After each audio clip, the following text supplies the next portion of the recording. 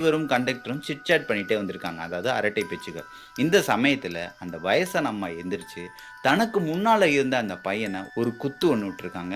ஏன்னு கேட்டதுக்கு, "என்னோட பர்ஸ திருடிட்டான்" அப்படின்னு சொல்லியிருக்காங்க. "நெக்ஸ்ட் ஸ்டாப்ல வண்டிய நிறுத்துங்க. இவன போலீஸ் ஸ்டேஷனுக்கு கூட்டிட்டு போகணும்" அப்படின்னு சொல்லியிருக்காங்க. ஆனா அந்த இடத்துல எந்த ஒரு போலீஸ் ஸ்டேஷனும் கிடையாது. ஸோ டிரைவர் என்ன சொல்றாருன்னா, "3 ஸ்டாப் தள்ளி நான் உன்ன இறக்குறேன். உனக்கு கொஞ்சம் ஈஸியா இருக்கும்" அப்படிங்கிற மாரி சொல்லியிருக்காரு. ஆனா அந்த அம்மா, "நான் சொன்ன இடத்துல வண்டிய நிறுத்து" அப்படின்னு சொல்லி கத்த ஆரம்பிச்சிருக்காங்க.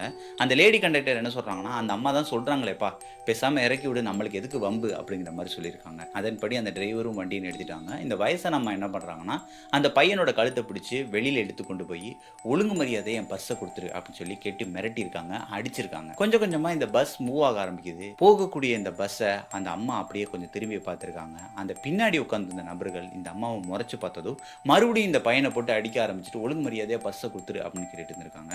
கொஞ்சம் தூரம் கழிச்சு இந்த பஸ் போனதுக்கப்புறம், "அப்பாடா!" அப்படின்னு சொல்லிட்டு ரொம்ப